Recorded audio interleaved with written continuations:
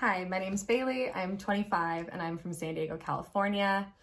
Before I began training with Sarah, I had no clue what I was doing. I had always been physically active through high school and through like my early adult years, but I never really put in enough work at the gym, nor did I put enough work into my diet or anything like that. So basically my whole life I was always kind of just very confused on what to do in fitness, and I never really put in the time to even research it. So that was my own fault as well. I was really good at, like I said, sports, but when it came to weightlifting and stuff like that, I just mentally couldn't get in the game. And once I turned 18 and to about 22, I had an eating disorder, a pretty heavy one. And I was in an outpatient facility for about 6 months.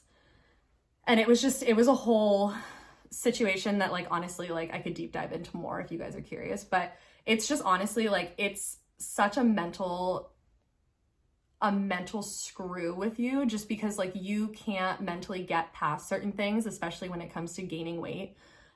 Even if it's gaining muscle, it's still weight, and that's something that does really mess with your head when you do have an eating disorder. And so, it was just one thing after another throughout my life. It never really propelled me into fitness. If anything, it made me more and more afraid of fitness, because it was a whole nother thing that I really just wasn't comfortable getting into at the time.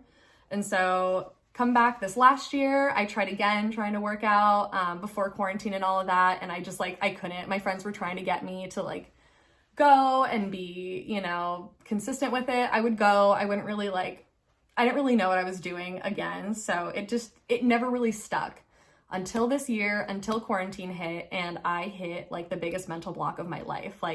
Once quarantine hit, I had issues with a career change. I had issues with, then quarantine happening. And then on top of that, I was just engorging myself on food constantly. I was eating so poorly. I was drinking a lot. I wasn't really watching what I ate, because I felt like I have a fast metabolism, so I can get away with it. It's not true. I literally hit this point during quarantine where I realized I do not have a fast metabolism like that. It's faster, but it's not fast enough to burn off 3,000 calories. There's no way. So I literally followed Sarah. I was seeing her stuff and she was just so freaking motivating that I decided that I wanted to sign up with her. And it's a financial investment. It really is. But I'm going to be so completely honest with you guys.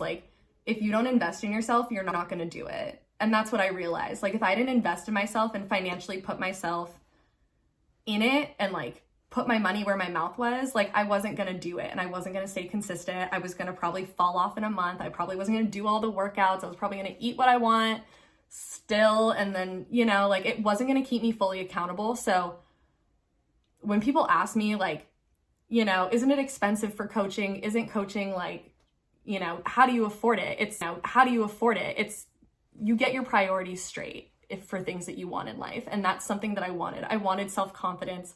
I wanted to feel all these other women I see all the time who are loving their bodies, and they're constantly motivating other women. And I felt like I couldn't do that because I felt so terrible in the body that I was in. So after trying so many things that didn't work, this was the one thing that worked, because it gave me accountability. It gave me someone who was in my